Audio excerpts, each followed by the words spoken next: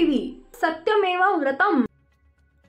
Phaltan doctor आत्महत्या प्रकरणावरून मनसेचे माजी प्रवक्ते प्रकाश महाजन यांची रुपाली चाकणकर आणि जयकुमार गोरे यांच्यावर जोरदार टीका केली आहे। मृत डॉक्टर महिलेचे चारित्र्य हनन करणाऱ्या रुपाली चाकणकर अजूनही पदावर कशा? अजित पवार अशा कोणत्या रूपात अडकलेत असा प्रश्न त्यांनी विचारलाय। जयकुमार गोरे सारखे लोक हे मूळचे बाहेरचे आहेत। बाहेरून येताना त्यांनी सोबत रोग आणल्याची टीकाही महाजन यांनी केली आहे।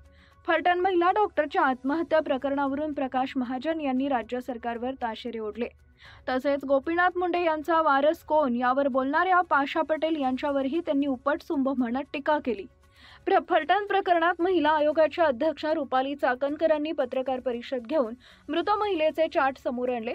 त्यावरून प्रकाश महाजन यांनी त्यांच्यावर टीका केली। रुपाली चाकणकरांनी त्या मृत महिलेचे चारित्र्य हनन केल्याचं प्रकाश महाजन यांनी म्हटलंय। ती डॉक्टर बीड जिल्ह्यातील असल्यानं आमचे भावनात्मक नाते आहे। एवढं होऊनही रुपाली चाकणकर महिला आयोगाच्या अध्यक्षपदी कशा असा अजित पवार कोणत्या रूपात अडकलेत असा प्रश्नही त्यांनी विचारलाय।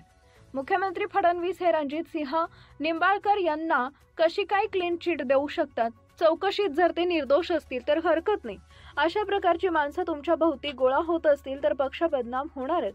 जयकुमार गोरे यांच्यावरही प्रकाश महाजन यांनी टीका केली। ते म्हणाले की जयकुमार गोरे यांनीही मृत महिलेच्या चॅटिंगवर भाष्य करत तिचं चारित्र्य हनन करण्याचा प्रयत्न केला।